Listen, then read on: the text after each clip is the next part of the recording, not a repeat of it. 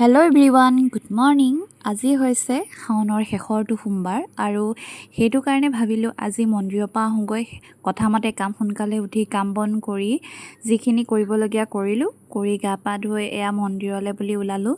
আৰু নেন্সিও ৰাতিপুৱাই উঠিছে, সেইকাৰণে তাইৰ চকুত টোপনি ধৰিছে। কাৰণ ৰাতিপুৱা নগ'লে সোনকালে মানুহৰ বহুত ভিৰ হৈ যায়, সেইটো কাৰণে আমি সোনকালে ওলালোঁ। আৰু গৈ থাকোঁতে এয়া ৰাস্তাৰ কাষত দেখিছে নহয়, সকলোৱে বোকা পথাৰ এতিয়া সম্পূৰ্ণ হৈ গ'ল। দুয়ো কাষৰ পৰিৱেশটো ইমান ধুনীয়া সেউজীয়া হৈ আছে আৰু চাই বহুত ভাল লাগিছে। ৰাতিপুৱা এনেকুৱা এটা পৰিৱেশত ক'ৰবালৈ ফুৰিবলৈ যাবলৈ বহুত ভাল লাগে, তাতে কিনকিনীয়া বৰষুণ। আৰু আমি এনেদৰে গৈ গৈ পালোঁগৈ মন্দিৰ। আমি গৈ আছোঁ দেৰগাঁৱত থকা নেঘেৰিটিং মন্দিৰলৈ।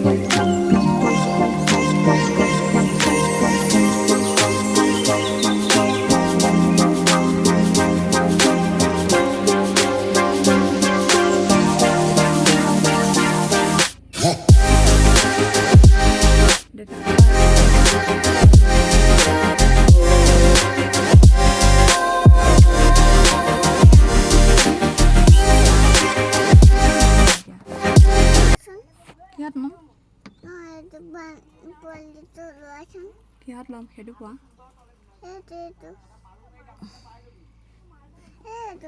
তাকেতো কিহত ল'ম? হাততে। ইমান ডাঙৰ বান্দৰটো এতিয়া হাততে ল'ব পাৰিনে? তুমি ল'বা তেনেহ'লে। দেউতাই ল'ব কোলাত কেনে? তোমাৰ সলনি এতিয়া দেউতাই বান্দৰ কোলাত ল'ব লাগিব। হা? অ'কে। কি? উঠিছে অঁ।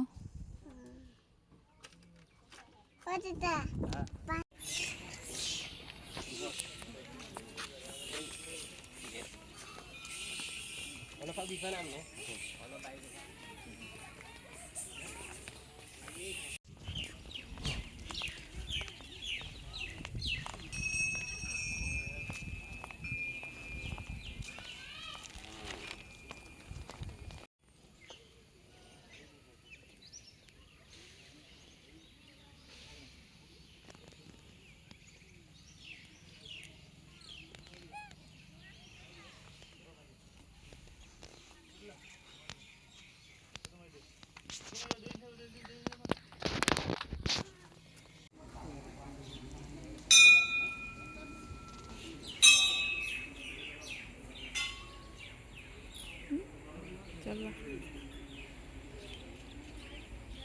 जाओ।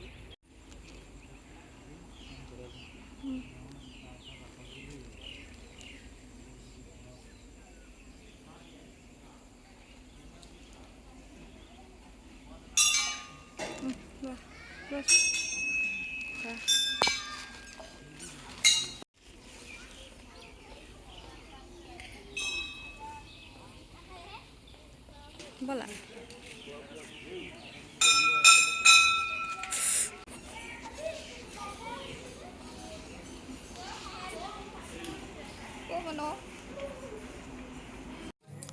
আমি পূজা অৰ্চনা কৰিলোঁ কৰি মন্দিৰ দৰ্শন কৰা হোৱাৰ পাছত বাহিৰতে অকণমান সময় ৰ'লোঁ আৰু তেতিয়া মানুহ বাৰু আহিছে অলপকৈ ভিৰ হৈছেহি আৰু আমি পূজা দৰ্শন কৰি উঠি তাৰ পৰা আহিলোঁ আৰু তেনেকুৱাতে দেখিলোঁ দুটা বান্দৰে কল খাই আছে সেইখিনি মই ভিডিঅ' নকৰাকৈ থাকিব নোৱাৰিলোঁ আৰু তাৰ পৰা আহি পেলাই আমি দেৰগাঁও টাউনতে চাহ একাপ খালোঁ আৰু আজিৰ ভিডিঅ'টো ইমানতে সামৰণি মাৰিছোঁ বাই।